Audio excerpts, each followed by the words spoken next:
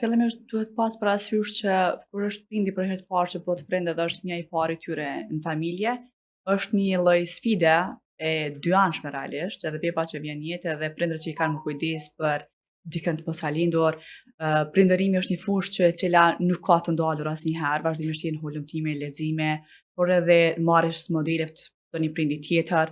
Mundosh me gjetë prindërimin adekuat tandin, i cili mendon që e ke gjetë mirë, po prapë se prapë kërkon më shumë lexim, hulumtime, kujdes, për secilën çështje etapë kemi mësuar tutje.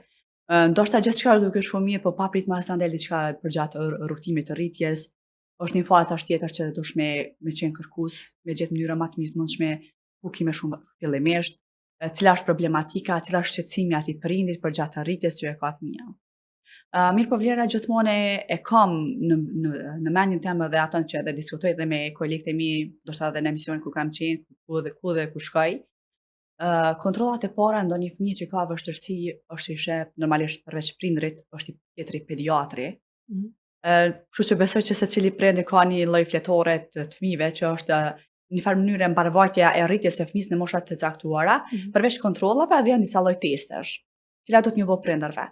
Por nganjëherë po mendoj edhe po më duket sikur është një farë lloj neglizhence që normalisht duke pas parasysh çështjet për shembull gripe të ndryshme sezonale që po ndodhin, numri i madh i pacientave që po shkojnë tek kontrollat pediatrike, normalisht edhe pediatrët nuk e kanë kohën e mjaftueshme me diskutuar me prindin për një orientim caktuar. Kështu që kjo është një hap i parë që edhe që mirret edhe shef dikush tjetër.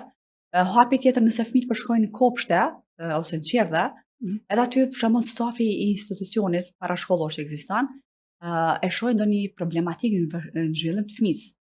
Edhe natyrisht që duhet me qenë shumë të hapur me diskutuar me prindin që çka është ndodhur.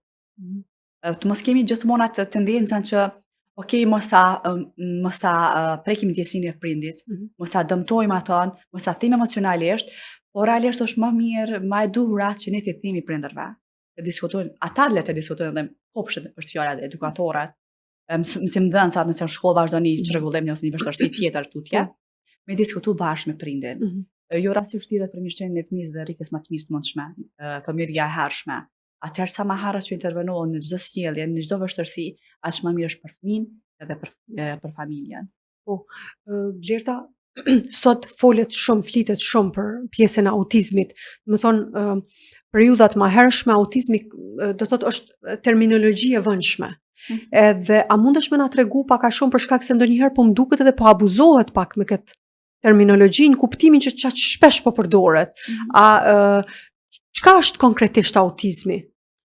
Po vlera kur the që po abuzohet ndoshta me etiketimin e çrregullimit, që me njerë për i bëjë ndoshta një diagnozë që po është në spektër. Natyrisht që kjo nuk është një pjesë që më parket mu, se këtë pjesë e bojnë psikologët klinik përgjatë vlerësimeve, ata që kanë gjithë të bëjnë këtë punën e vlerësimit.